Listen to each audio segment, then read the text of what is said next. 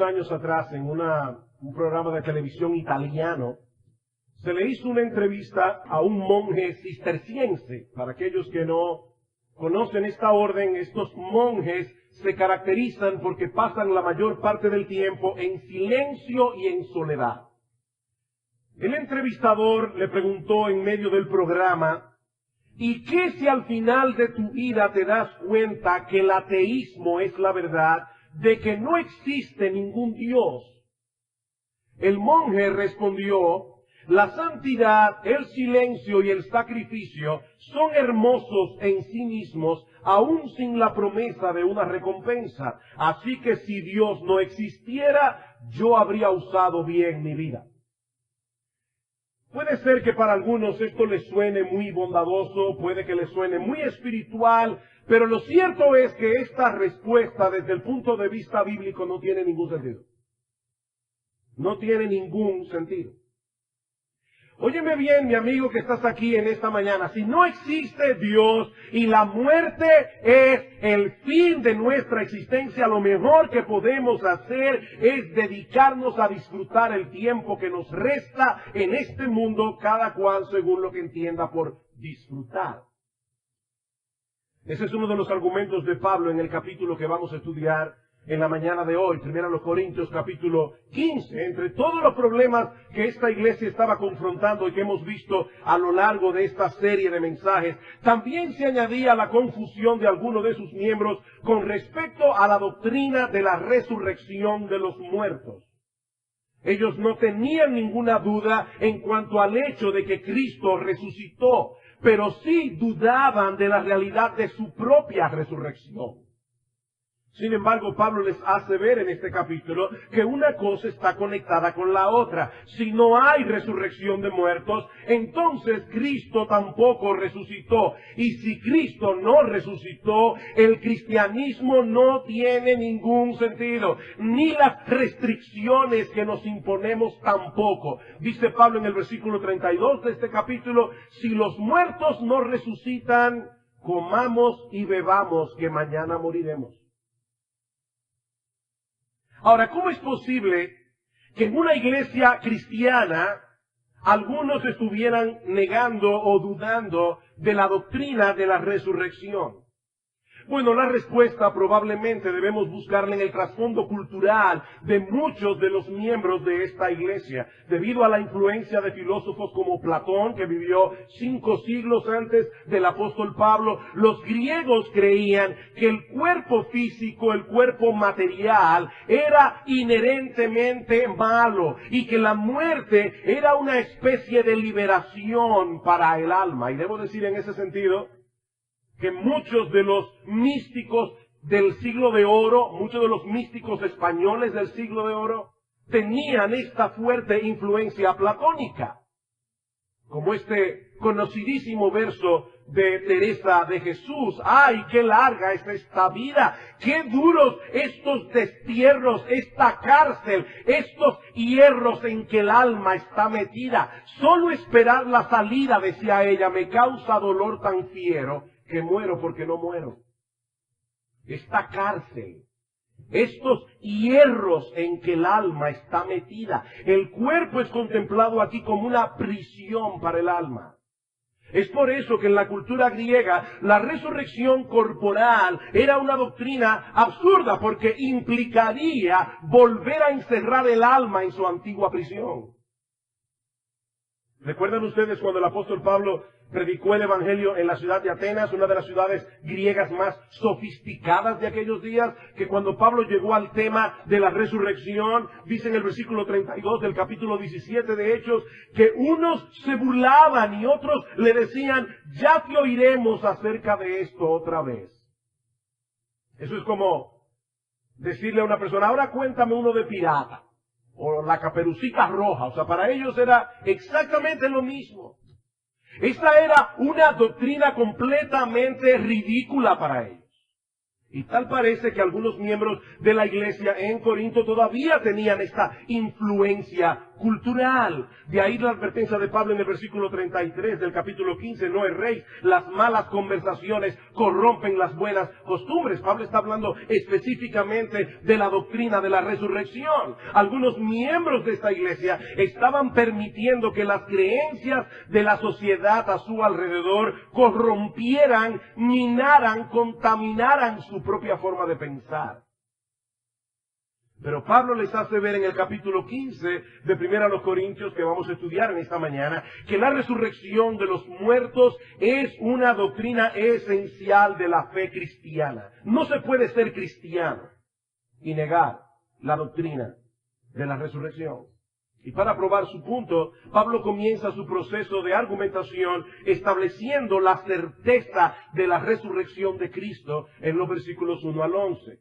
1 Corintios capítulo 15 versículos 1 y 2. Además os declaro, hermanos, el evangelio que os he predicado, el cual también recibisteis, en el cual también perseveráis, por el cual, es decir, por ese mismo evangelio, si retenéis la palabra que os he predicado, sois salvos si no creísteis en vano.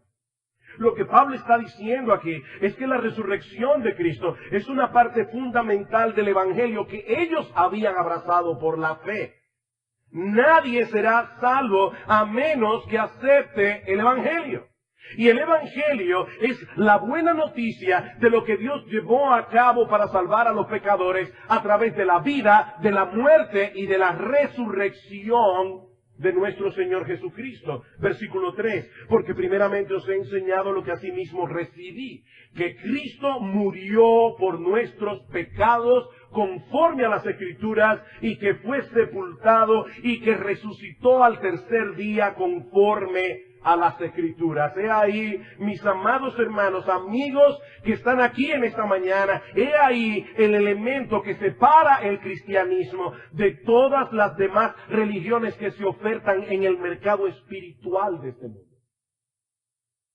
Todas las religiones intentan proveerte de buenos consejos que te ayuden a conectarte con Dios de alguna manera, vivir un estilo de vida que sea beneficioso para ti, beneficioso para los que te rodean, menos el Evangelio.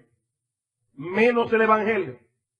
El cristianismo es el anuncio de algo que ya Dios hizo en la historia a favor de hombres y mujeres que de ninguna manera hubiesen podido acercarse a Él en sus propios méritos ni usando su propia metodología. Así que el Evangelio no es un consejo, el Evangelio es un anuncio, el Evangelio es una noticia. Ya Dios hizo algo en un punto particular de la historia a través de la persona de Cristo, que siendo Dios se hizo hombre para vivir una vida de obediencia perfecta a la ley moral de Dios, y luego murió en una cruz en lugar de todos aquellos que violaron esa ley en incontables ocasiones y a quienes Él vino a salvar, es decir, a ti y a mí.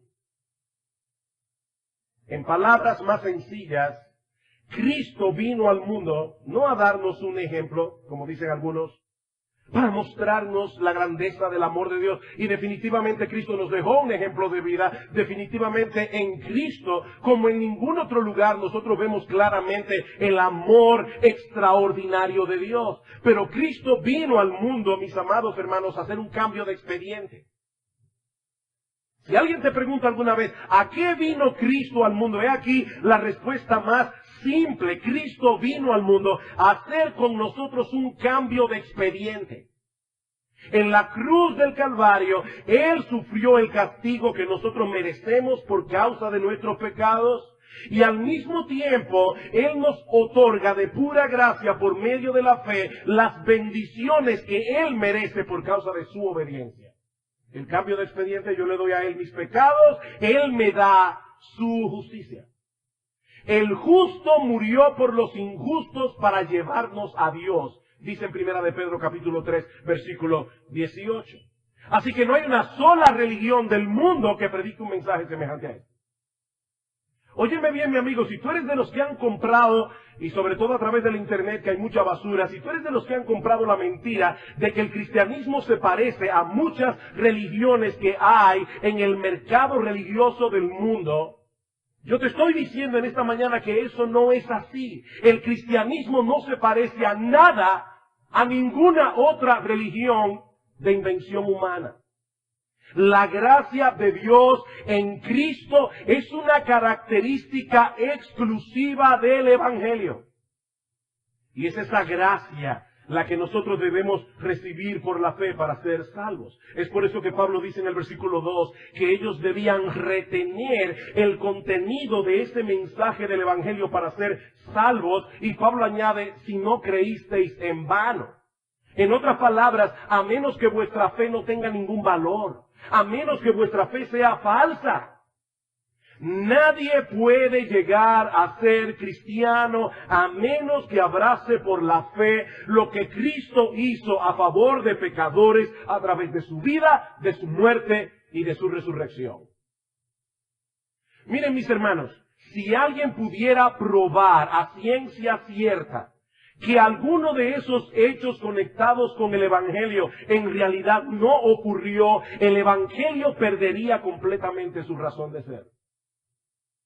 Y ahí el esfuerzo de Pablo en los versículos 5 al 10 para demostrar que la resurrección de Cristo no solo es una parte fundamental del Evangelio, sino también un hecho incuestionable de la historia. Versículo 5, perdón.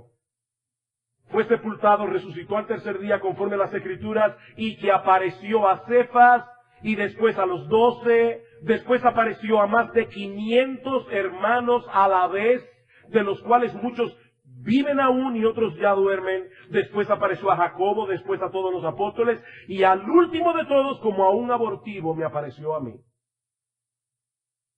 En cualquier tribunal humano en el que se está juzgando un hecho, el testimonio de los testigos oculares es de suprema importancia. De suprema importancia. Sobre todo cuando puede constatarse que se trata de personas con un sano equilibrio mental, de una integridad probada y cuyo testimonio puede corroborarse con otros testimonios. Ese testimonio se fortalece todavía más cuando nosotros vemos que tales personas están dispuestas a padecer toda clase de sufrimientos y aún la muerte si fuera necesario, con tal de mantener la versión de los hechos. Y eso fue exactamente lo que ocurrió con esta lista de testigos que Pablo menciona aquí. Si a todo esto añadimos el hecho de que los opositores del cristianismo nunca pudieron presentar el cadáver de Cristo para desmentir a los apóstoles, si a eso añadimos que su tumba está vacía, a pesar de que había estado fuertemente custodiada por una guardia romana, entonces no habría ninguna duda en ese tribunal para fallar a favor del hecho histórico de que Cristo resucitó. Así que yo quisiera en esta mañana brevemente transportarnos a la sala de un tribunal. Estamos juzgando un hecho. Vamos a llamar a los testigos oculares de ese hecho. Y el primero que Pablo menciona es Cefas, es decir, el apóstol Pedro. Miren, mis hermanos, amigos que están aquí, no existe ninguna explicación lógica para poder explicar el cambio tan trascendental que se operó en la vida del apóstol Pedro. En los últimos capítulos de los Evangelios, nosotros vemos a Pedro como un hombre lleno de miedo, un hombre que niega al Señor cuando la cosa se puso bien difícil, un hombre que vuelve al negocio de la pesca, porque había pensado que todo había terminado con la muerte de Cristo en la cruz. Pero cuando llegamos a los primeros capítulos del libro de los Hechos, nos encontramos a un hombre lleno de coraje, nos encontramos a un hombre lleno de convicción, lleno de poder, proclamando el mensaje del Evangelio. ¿Qué ocurrió en la vida del apóstol Pedro? Pablo responde, él vio a Cristo resucitado. Él vio al Cristo resucitado. Y él no fue el único que tuvo esa experiencia. Pablo dice que Cristo se apareció también a los 12, versículo 5 otra vez. refiriéndose al grupo de los apóstoles. Y debo decir que no han faltado a través de la historia personas que han querido desestimar el testimonio público de los apóstoles, diciendo que ellos se robaron el cuerpo del Señor, para luego salir a proclamar que Cristo había resucitado de los muertos. Ahora seguimos en el tribunal. Tú quieres como fiscal difamar a mi testigo. Bueno, déjame decirte que esta difamación no encaja con los hechos. ¿Cómo es posible que un grupo de hombres temerosos, totalmente desalentados ante la muerte de su maestro, pudieran burlar una guardia romana y robarse el cuerpo del Señor? Por otra parte, eso no encaja con las altas normas morales que tanto Cristo como los apóstoles predicaron e inculcaron en los primeros cristianos. Ni tampoco explica cómo fue posible que todos esos hombres mantuvieran esa mentira hasta el final de sus días, sobre todo tomando en cuenta que todos ellos, con la excepción del apóstol Juan, murieron martirizados. ¿Cómo explicamos eso? Pero Jesús no solamente se le apareció a Cefas, se le apareció a los 12. Pablo dice en el versículo 6 que Cristo en un momento, en el mismo lugar, se le apareció a más de 500 hermanos a la vez. Miren, una persona puede tener una ilusión óptica en un momento dado. Ahora, es muy difícil que 500 personas al mismo tiempo tengan la misma visión. Y muchos de ellos estaban vivos, dice Pablo. Si quieren, vayan, pregúntenle. Pero no solamente Cristo se apareció a Cefas, a los 12, a más de 500 hermanos a la vez, sino que dice Pablo en el versículo 7 que se le apareció a Jacobo, refiriéndose al medio hermano del Señor. Cristo tenía más hermanos, y uno de ellos era Jacobo. Ahora, lo interesante del testimonio de Jacobo es que durante toda su vida terrenal, durante su ministerio, Jacobo no creyó en Cristo. Jacobo negó al Señor. Sin embargo, Jacobo vino a ser uno de los líderes más importantes de la iglesia primitiva y también selló su fe con el martirio. La pregunta es, ¿qué fue lo que hizo la diferencia en la vida de este hombre?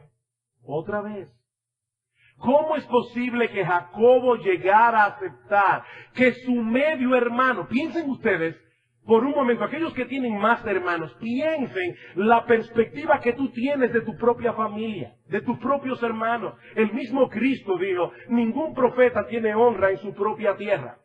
Ahora, ¿cómo es posible que Jacobo haya llegado a creer que su hermanito, aquel con quien él vivió, era realmente el Dios encarnado, el Mesías profetizado en el Antiguo Testamento, aquel que vino al mundo a salvar a los pecadores? Él vio al Cristo resucitado.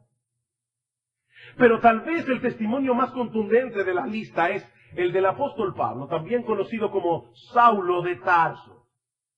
Pablo había sido uno de los perseguidores más crueles que tuvo la iglesia en sus primeros años. Noten otra vez el versículo 8. Dice Pablo, y al último de todos, como a un abortivo me apareció a mí. Noten que Pablo no dice, yo tuve una visión de Cristo. Él dice, Cristo se me apareció.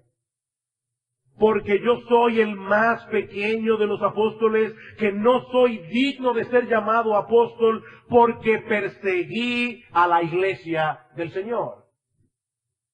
En Hechos nosotros vemos que Pablo llegó a forzar a los cristianos para que maldijeran el nombre de Cristo. La pregunta es, ¿cuál fue la experiencia que tuvo Saulo de Tarso para llegar a convertirse en el más grande misionero que ha tenido la iglesia? Él responde esa pregunta en Hechos capítulo 9. Pablo dice que yendo camino a Damasco vio un resplandor de luz del cielo. Y oyó una voz que le decía, Saulo, Saulo, ¿por qué tú me persigues? Dura cosa te es dar coces contra el aguijón. Pablo, ¿tú no te das cuenta que el hecho de perseguir a la iglesia es perseguirme a mí? Y que perseguirme a mí es un mal negocio. Tú le estás dando patadas a un aguijón. A final de cuentas, Pablo, tú no le estás haciendo daño al cristianismo. Eres tú el que te estás haciendo daño a ti. Y Pablo le pregunta, ¿quién eres, Señor? Y la voz del cielo le dice, yo soy Jesús a quien tú persigues. Yo soy Jesús a quien tú persigues. Y si van a Hechos capítulo 9, versículo 20, van a ver que allí dice, y enseguida Pablo predicaba a Cristo crucificado. Pablo vio al Cristo resucitado. He aquí algunas de las evidencias de la resurrección. Un hecho que los corintios aceptaban como bueno y válido. Noten el versículo 11. Porque o sea yo, o sean ellos, así predicamos que Cristo resucitó y así habéis creído. Ellos creían en la resurrección de Cristo. Sin embargo, a pesar de esto, algunos en la iglesia en Corinto negaban la doctrina de la resurrección de los muertos. Por lo que Pablo ahora pasa a hacerles ver su inconsistencia en los versículos 12 al 19. Ya vimos la certeza de la resurrección de Cristo. Veamos ahora en segundo lugar las consecuencias de negar la resurrección. Y no olviden, hermanos, el proceso de argumentación que Pablo está siguiendo aquí. Si no hay resurrección de muertos, entonces Cristo no resucitó.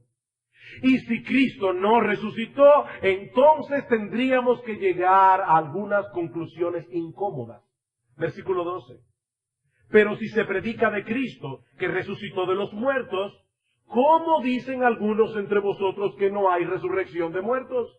Porque si no hay resurrección de muertos, tampoco Cristo resucitó. ¿Y cuáles serían las implicaciones si negáramos la resurrección de Cristo? Bueno, Pablo dice en primer lugar que la predicación del Evangelio no tendría ningún valor, ni tampoco el hecho de que creamos en Él. Versículo 14. Y si Cristo no resucitó, vana es nuestra predicación, vana es también vuestra fe. Mis hermanos, si Cristo no resucitó, todos ustedes, incluyéndome a mí, estamos aquí perdiendo el tiempo. Vana es nuestra predicación, vana es vuestra fe. El cristianismo no tiene sentido sin la resurrección. Por otro lado, dice Pablo, todos los que dieron testimonio de la resurrección serían unos mentirosos. Versículo 15. Y somos hallados falsos testigos de Dios, porque hemos testificado de Dios que Él resucitó a Cristo, al cual no resucitó si en verdad los muertos no resucitan. Yo no sé cuántos aquí, aparte de los creyentes que tienen años en la iglesia, que profesan la fe de Cristo, yo no sé cuántos aquí se han tomado la molestia de leer el Nuevo Testamento. Pero aún una lectura superficial del Nuevo Testamento revelaría de inmediato que no pudo haber sido escrito por un grupo de charlatanes o de personas desquiciadas. Pero ¿saben qué? Esa es la conclusión inevitable a la que tendríamos que llegar si Cristo no resucitó. Porque ese es un tema que permea todas las enseñanzas del Nuevo Testamento. Lo que estoy diciendo es que si los apóstoles mintieron en ese punto, no tendríamos ninguna razón para apreciar sus escritos, no tendríamos ninguna razón para seguir sus consejos. Pero una vez más debemos recordar el sufrimiento que todos ellos estuvieron dispuestos a encarar por defender el mensaje que predicaban. Como bien señala John MacArthur, ese espíritu de sacrificio no es la clase de material del que están hechos los charlatanes, no del que mostraron los apóstoles. Pero por otra parte, si Cristo no resucitó, no habría posibilidad alguna de salvación para nadie. Versículo 16. Porque si los muertos no resucitan, tampoco Cristo resucitó. Y si Cristo no resucitó, vuestra fe es vana. Aún estáis en vuestros pecados. No hay salvación. Entonces también los que durmieron en Cristo perecieron.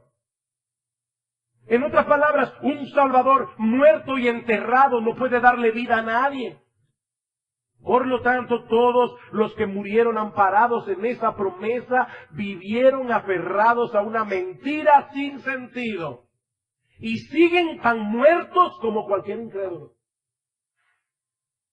Consecuentemente, dice Pablo, si Cristo no resucitó, los cristianos seríamos los seres más dignos de lástima de todo el planeta. Versículo 19. Si en esta vida solamente esperamos en Cristo, es decir, en Cristo sin la resurrección, somos los más dignos de conmiseración, somos los más dignos de lástima, somos los más dignos de pena de todo el mundo. A veces escucho a algunas personas decir cosas buenas del cristianismo, pero negando al mismo tiempo sus doctrinas fundamentales. No importa si Cristo no era Dios, sino meramente un hombre. No importa si Él se quedó enterrado en la tumba después de la crucifixión hace 2000 años. Como quiera, su ejemplo y su enseñanza siguen siendo dignos de ser imitados y practicados.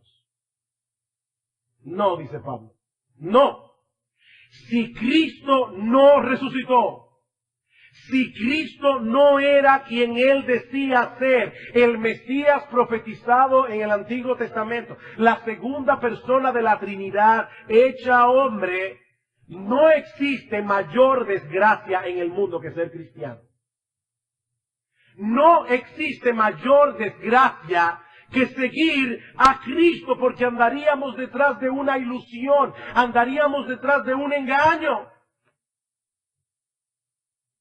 Y esto era algo que seguramente los corintios no estaban dispuestos a aceptar. Increíblemente, a los corintios les pasaba como a muchos de nosotros. Decimos creer una cosa, pero practicamos otra que es totalmente contraria a esto que nosotros decimos creer. Y lo grande es que nosotros muchas veces no vemos la inconsistencia. Es como ese tipo de personas a quien tú le preguntas, por fin, ¿tú vas para el norte o vas para el sur? Sí.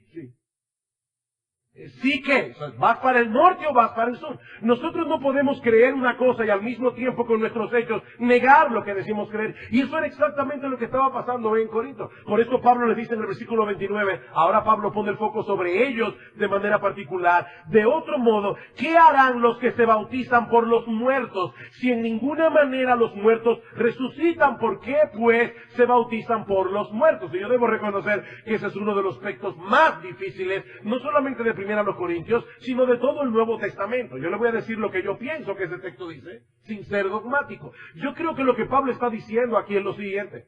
¿Qué representa el bautismo? Nuestra muerte y resurrección con Cristo para andar en novedad de vida. Entonces, ¿para qué tú te bautizas si a final de cuentas te vas a quedar tan muerto como cualquier otro? ¿Por qué te bautizas por un cadáver? ¿Por qué te bautizas por una persona que va a seguir muerta? Porque no hay resurrección. El bautismo no tiene ningún sentido. Y no solamente el bautismo no tiene sentido, sino que el sacrificio que muchos cristianos han hecho y hacen por la obra de Dios tampoco. Versículo 30. ¿Y por qué nosotros peligramos a toda hora?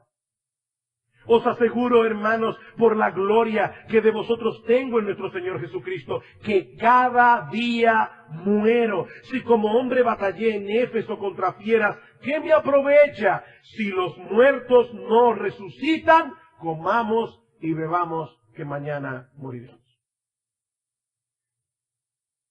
Decía el filósofo francés Jean-Paul Sartre, la vida no tiene sentido. La muerte termina con la existencia humana. Por lo tanto, lo mejor que tú puedes hacer es tratar de darle sentido a tu vida en cada instante. Cada cual según como mejor le parezca.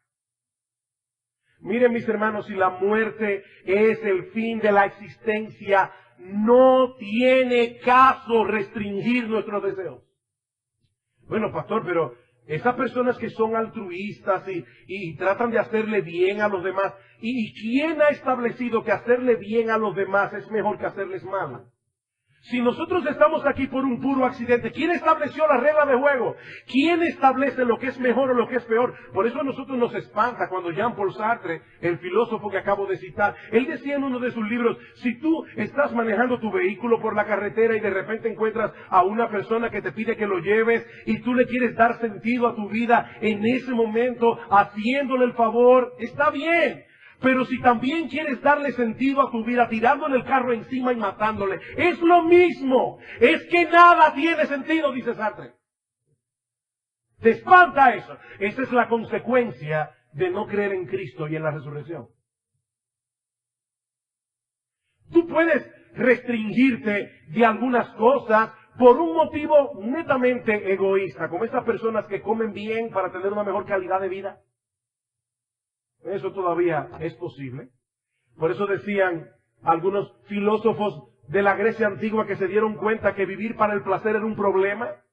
Porque si vives para el placer, probablemente vas a terminar dañando tu cuerpo. Y cuando comiences a sufrir las consecuencias de haber abusado de tu cuerpo, eso no será ningún bien para ti. Por eso ellos decían, no busques el placer máximo, busca el placer óptimo. O sea, un individuo que se da una borrachera, al otro día sufrirá las consecuencias. Bueno, estos griegos decían, entonces no te emborraches. Pero no por la gloria de Dios, no porque hay una vida futura, no te emborraches para que tengas una mejor calidad de vida. Pero eso es a lo más que nosotros podemos llevar nuestra vida si Cristo no resucitó. Pero ¿saben qué? Cristo resucitó. Cristo resucitó. Y eso cambia por completo el panorama, como Pablo pasa a demostrar a partir del versículo 20. ¿Saben por qué? Porque eso garantiza nuestra propia resurrección. Hemos visto ya la certeza de la resurrección de Cristo, hemos visto las consecuencias de negar la resurrección. Veamos ahora, en tercer lugar, la garantía de nuestra propia resurrección. Versículo 20. Mas ahora Cristo ha resucitado de los muertos, primicias de los que durmieron es hecho. Porque por cuanto la muerte entró por un hombre, también por un hombre la resurrección de los muertos. Porque así como en Adán todos mueren, también en Cristo todos serán vivificados. Este es un pasaje bastante complejo, hasta el versículo 18. Pero lo que Pablo dice aquí básicamente es esto: la resurrección de Cristo son las primicias. La resurrección de Cristo es un anticipo. Usted sabe lo que es un anticipo, ¿verdad? Cuando a usted le dan algo, diciéndole el resto viene seguro. Pero Cristo resucitó. Y Él es el anticipo de nuestra propia resurrección. Él es la garantía de que también algún día nosotros seremos levantados de los muertos. Pablo dice, así como todos fuimos afectados en la caída de Adán, en Adán todos mueren porque todos participamos de esa misma rebelión contra Dios, así también todos los que han creído en Cristo participarán de la resurrección de vida. ¿Saben por qué? Porque ya no tenemos cuentas pendientes en el tribunal de Dios. La muerte, versículo 21, entró por un hombre y también por un hombre la resurrección de los muertos. Porque en Adán todos mueren y así también en Cristo todos serán vivificados. ¿Cuándo será eso? En la segunda venida de Cristo, dice Pablo en el versículo 23. Pero cada uno en su debido orden. Cristo, las primicias. Luego, los que son de Cristo en su venida. En este momento, el Señor Jesucristo está reinando a la diestra de Dios el Padre, pero todavía quedan enemigos por conquistar, dice Pablo. Versículo 25. Porque preciso es que Él reine hasta que haya puesto a todos sus enemigos por estrado de sus pies. ¿Tú sabías, mi amado hermano, que cuando tú te convertiste al Señor, tú eras un enemigo de Cristo a quien Él conquistó? No para hacerte mal, sino para hacerte bien. Bueno, todavía hay muchos por conquistar. Y dice Pablo, preciso es que Él reine hasta que haya puesto a todos sus enemigos por debajo de sus pies, y el postrer enemigo que será destruido es la muerte. ¿Cuándo será destruida la muerte? Cuando todos los que morimos en Cristo seamos resucitados. La muerte nunca más tendrá potestad sobre nosotros. ¿Y cómo serán nuestros cuerpos entonces? Bueno, eso nos lleva a nuestro cuarto encabezado, el carácter de la resurrección. El carácter de la resurrección. Y en el versículo 35, Pablo usa la figura de una semilla para ilustrar la transformación que experimentarán nuestros cuerpos resucitados. Versículo 35. Pero dirá alguno, ¿cómo resucitarán los muertos? ¿Con qué cuerpo vendrán? Necio, lo que tú siembras no se vivifica si no muere antes. Y lo que siembras no es el cuerpo que ha de salir, sino el grano desnudo, ya sea de trigo o de otro grano. En palabras más sencillas, la semilla no fructifica a menos que muera. ¿Alguna vez has sembrado un árbol? La semilla tiene que podrirse para que de ella pueda salir vida. Su descomposición en la tierra es lo que da paso a un árbol grande, fuerte, hermoso, lleno de frutos. Pues lo mismo ocurrirá con el cuerpo de los creyentes. Versículo 42, así también es la resurrección de los muertos. Se siembra en corrupción, resucitará en incorrupción. Hermanos, nuestros cuerpos son como la semilla sembrada en la tierra, dice Pablo. No son enterrados para quedarse allí, sino para ser levantados algún día en una condición inmensamente superior a la que nosotros tenemos ahora. Y para que nadie se haga esperanza, una esperanza incierta y no segura, debo decirte que en la resurrección tú vas a salir con tu mismo cuerpo. Si tú esperabas otra cosa, tú vas a salir con tu mismo cuerpo, pero transformado. Tu mismo cuerpo, pero superior. Así como hay una continuidad e identidad entre la semilla que se siembra y el árbol que crece, así también será con nuestros cuerpos. Una semilla de mango produce un árbol de mango, no un árbol de naranja. Y de igual manera nosotros conservaremos nuestra identidad en la resurrección. Seremos nosotros, pero transformados. ¿Y qué transformación, hermano?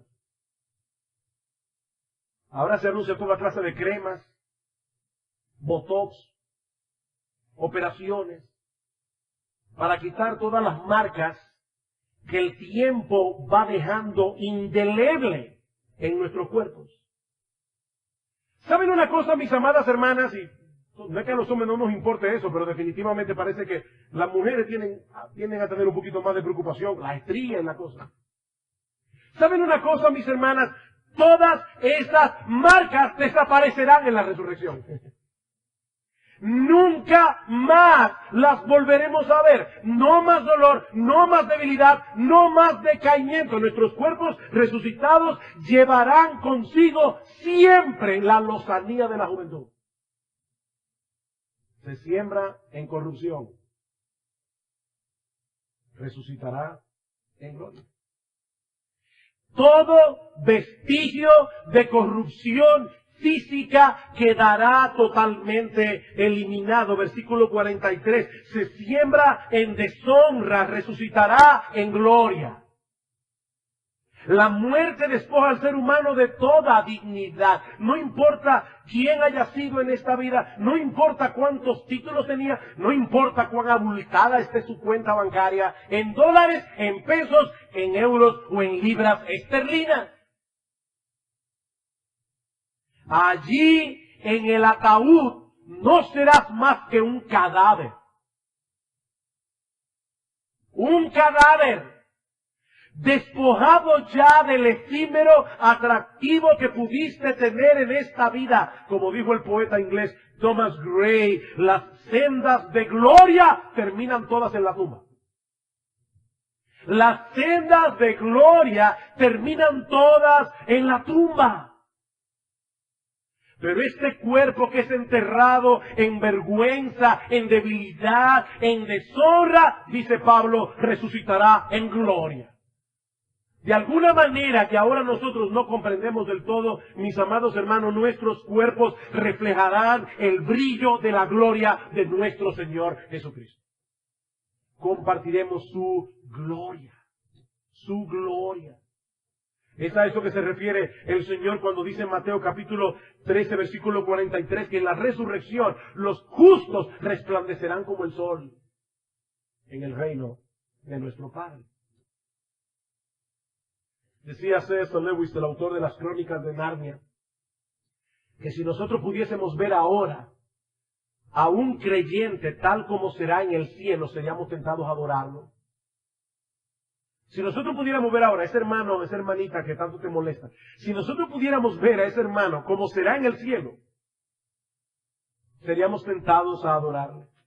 Pero no solamente eso, versículo 43 en la mitad, se siembra en debilidad, resucitará en poder. Y es así que me gusta a mí. Resucitará en poder. Hermanos, cuánta debilidad experimentan nuestros cuerpos cada día. Descansamos durante la noche, nos levantamos por la mañana con todo nuestro vigor, o por lo menos algunos se levantan con todo su vigor, otros ya ni eso. Pero aún aquellos que se levantan por la mañana con las pilas recargadas, con todo su vigor, a medida que pasan las horas vuelven a sentirse cansados, agotados, y finalmente cuando llega la noche necesitamos dormir otra vez. Mis hermanos, eso es una realidad, ese es un cuerpo rodeado de debilidad, y esa debilidad que poseemos en vida será consumada en la muerte. Nada es más débil que un cadáver. Nada es más impotente que un cadáver. Somos sembrados en debilidad, dice Pablo, pero resucitaremos en poder. En poder. Queridos hermanos, en el cielo nuestros cuerpos no serán un impedimento porque pasaremos todo el tiempo llenos de energía. ¿Ustedes han visto esos niños que parece que no se cansan y los padres dicen, es que tiene pila Duracell? Bueno, en el cielo no es Duracell que vamos a tener, es una cosa increíble. Eso no se inventaba aquí. Llenos de energía. Todo el tiempo. Todos vamos a sufrir de ADD controlado. Vamos a tener hiperactividad. Y yo sé que alguna gente, lo he dicho muchas veces aquí, se imaginan el cielo como una vida muy etérea. No, nosotros vamos a vivir en esta tierra renovada. El cielo es un lugar muy concreto, donde nosotros tenemos un cuerpo concreto y donde vamos a hacer cosas concretas. Así que comienza a hacer plan, mi hermano. Comienza a hacer plan. Que todo lo que tú no pudiste hacer aquí, lo puedes hacer allá. Todo el mundo es algo frustrado. Músico frustrado, poeta frustrado, pintor frustrado. En el cielo no habrá nadie frustrado. Tendremos energía de sobra. Se siembra en debilidad, resucitará en poder. Y finalmente Pablo dice en el versículo 44, y este es un texto que necesita ser explicado, se siembra cuerpo animal, resucitará cuerpo espiritual. Hay cuerpo animal y hay cuerpo espiritual. ¿De qué está hablando Pablo aquí? Yo creo que esta traducción no es exactamente la mejor. Creo que la palabra griega que el apóstol Pablo usa allí debe ser mejor traducida como cuerpo natural, no animal. La idea que Pablo está hablando aquí es un cuerpo preparado para esta vida. Un cuerpo natural, preparado para la vida aquí y ahora, mientras que un cuerpo espiritual no es un cuerpo etéreo, inmaterial, es un cuerpo que ha sido transformado, equipado y adaptado para la vida futura. Y es espiritual porque será un cuerpo completamente lleno del Espíritu Santo, totalmente dominado y dirigido por el Espíritu. ¿Saben lo que eso significa? Que en el cielo, mi amado hermano, en la resurrección, ya nunca más seremos tentados a seguir los impulsos naturales de nuestro corazón, que muchas veces son contrarios a la voluntad de Dios. El Espíritu Santo gobernará completamente nuestros cuerpos. Esa es la esperanza que tenemos en Cristo. No se trata de una mera resucitación, parece que algunos corintios así era que lo veían, una resucitación. No es una resucitación, es una transformación. Versículo 50. Dice Pablo, pero esto digo, hermanos, que la carne y la sangre no pueden heredar el reino de Dios, ni la corrupción hereda la incorrupción. Estos cuerpos no están preparados para la vida en el cielo. He aquí os digo un misterio, no todos dormiremos, pero todos seremos transformados en un momento, en un abrir y cerrar de ojos. La palabra que Pablo usa aquí, que se traduce como momento, es la palabra griega átomo. Pablo está diciendo en un átomo de tiempo, en una partícula indivisible de tiempo, seremos transformados, porque se tocará a la final trompeta, porque se tocará la trompeta y los muertos serán resucitados incorruptibles y nosotros seremos transformados, porque es necesario que esto corruptible se vista de incorrupción y esto mortal se vista de inmortalidad. Algunos estarán vivos cuando Cristo regrese en gloria. serán arrebatados y transformados. Y juntamente resucitaremos con aquellos que han muerto en Jesús. Ahora, mis hermanos, y ya con esto concluyo. ¿Cómo se supone que debe vivir un cristiano que crea eso? ¿Cómo se supone que debe vivir un cristiano que crea eso? Eso es lo que Pablo nos muestra en la conclusión de este capítulo que veremos muy brevemente. El consuelo y el estímulo de la resurrección. Y hay básicamente dos cosas aquí. La primera es que los cristianos podemos encarar el futuro con esperanza a pesar de la realidad de la muerte. Los cristianos podemos encarar el futuro con esperanza a pesar de la realidad de la muerte. Versículo 54. Y cuando esto corruptible se haya vestido de incorrupción y esto mortal se haya vestido de inmortalidad, entonces se cumplirá la palabra que está escrita: sorbida es la muerte en victoria. ¿Dónde está, oh muerte, tu aguijón?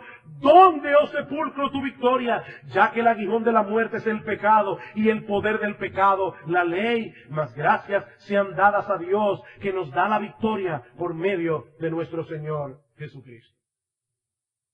Mis hermanos, es indudable que la muerte juega un papel tenebroso en nuestra vida. La muerte es como una sombra que nos persigue a lo largo de toda nuestra existencia en este mundo. Y muchas veces nosotros queremos ignorar la muerte. Entonces la muerte se encarga de enviarnos avisos. Hay gente que quiere vivir despreocupado de la muerte. A mí no me importa la muerte. Entonces la muerte le manda un mensajito. Un dolor por aquí. Un análisis inquietante por allá. Pero algún día, mis hermanos, algún día, nosotros miraremos cara a ese tirano que nos aterroriza. Y así como, yo no sé qué vamos a hacer nosotros, lo primero que vamos a hacer cuando salgamos de nuestra tumba, probablemente alabar a Cristo. Pero probablemente lo segundo que vamos a hacer en aquel día es mirar al cementerio, ver nuestra tumba vacía y decir con un grito de júbilo: ¿dónde está, oh muerte, tu aguijón? ¿Dónde, oh sepulcro, tu victoria? Algún día, mis amados hermanos, nuestras tumbas proclamarán que Jesucristo reina y que Él es un poderoso Salvador. Ahora, nota algo, mi amigo, nota algo. No todo el mundo podrá decir eso en aquel día, sino aquellos que ya no tengan cuentas pendientes con la justicia de Dios. Mira otra vez el versículo 16, ya que el aguijón de la muerte es el pecado, y el poder del pecado, la ley. ¿Sabes por qué la muerte debe ser terrorífica para ti? Si todavía estás en tus pecados, porque algún día, mi amigo, te vas a enfrentar con el tribunal de Dios. Algún día te vas a encontrar con un juez que conoce tu vida hasta en el más ínfimo detalle. Y en aquel día todo el mundo recibirá lo que merece. Pero ya los cristianos no tenemos ese problema, porque ya Cristo pagó por nosotros. Y cuando nosotros nos presentemos delante de ese tribunal, Jesucristo estará allí como nuestro abogado y dirá: sí, Él violó la ley en incontables ocasiones, pero mira las marcas en mis manos, yo pagué por cada uno de sus pecados. Yo pagué por cada uno de sus pecados. Hace mucho les decía esta historia que escuché en un mensaje.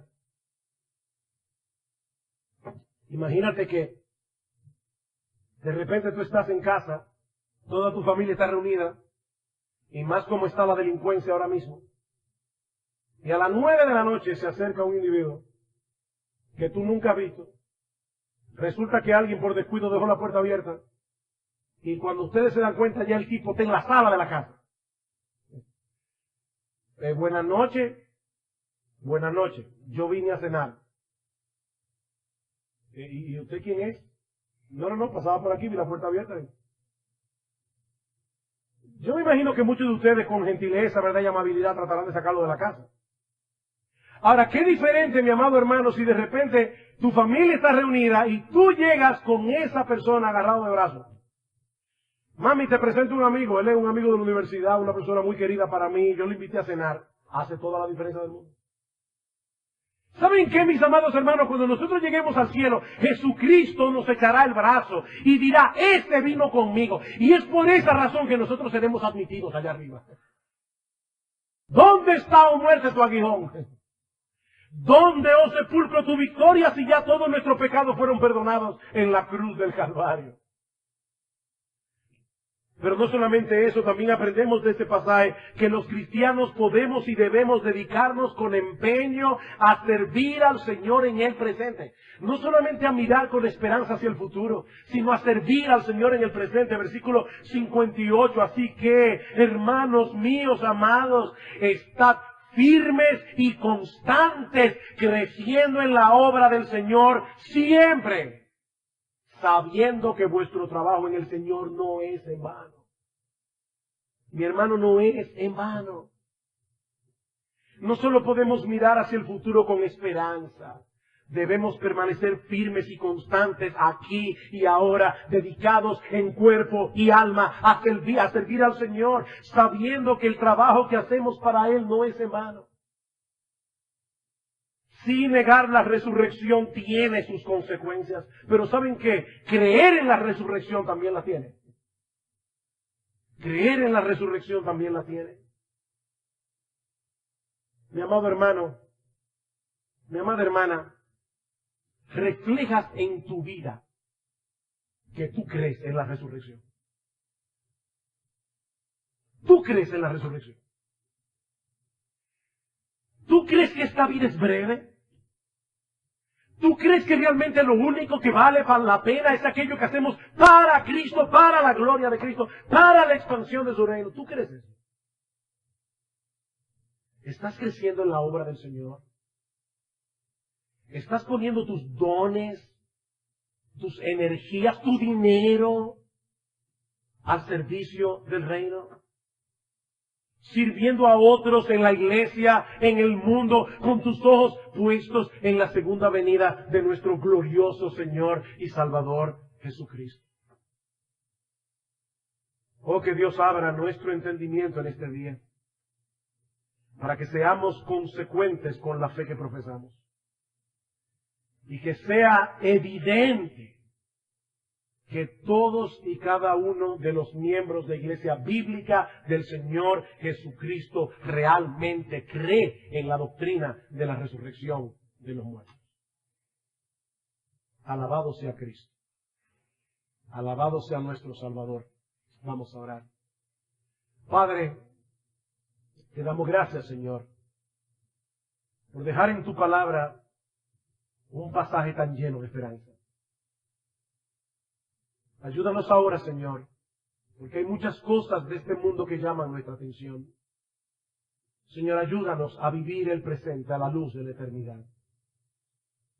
Oh Señor, llénanos de pasión por Jesucristo, llénanos de pasión por el avance del reino, llénanos de pasión por el Evangelio. Ayúdanos, Señor, a vivir únicamente para ti, a vivir únicamente para el Cordero, que dio su vida por nosotros en la cruz, para que nosotros podamos algún día ser partícipes de su gloria, ser partícipes de su victoria. Alabado sea el Cordero, alabado sea el Cordero, en Cristo nuestro Salvador. Amén.